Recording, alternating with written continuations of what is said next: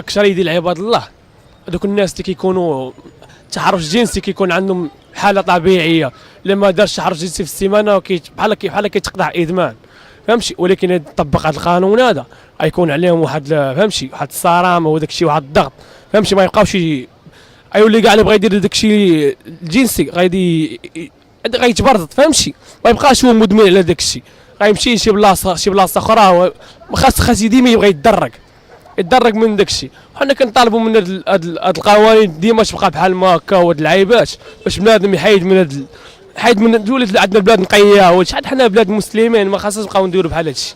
الصراحه هاد القانون هذا خاصو يطبق الصراحه على اي واحد. حنا هاد البلاد هذا اكثريه معروفين بهذا التحرش الجنسي والشيء، ما نخبي حتى شي حاجه ما نخبيها. هاد البلاد عندنا حنا فيها التحرش الجنسي سالين، عندنا ولاد دربنا تا هما فيهم هادشي. هاد الميساج غيوصل لهم، التحرش الجنسي هو هادشي ما عندناش معاه. حنا بلاد مسلمين خاصنا نتبعوا القانون ديال الاسلام ديالنا، وهاد التحرش الجنسي ما عندناش معاه حنايا. لا انا ما كنتحرش بهذا الشيء، انا ملي تنتزوج انا ماشي ما عنديش معاه انايا سالين. اي واحد كيشوفني انا عارفني كان عندي ديريكش انايا ستريكش ندوي معاه كنعطيك انا شنو كاين. التحرش الجنسي ما خاصوش يبقى، حنا هاد البلاد مسلمين سالين. تيجي السواعد يجيو عندنا هنا يديروا التحرش الجنسي، حنا نمشيو نحجوا عندهم، شنو هو هادشي سالين. حنا التحرش الجنسي ما خاصوش يبقى عندنا في هاد المغرب، القانون كاين.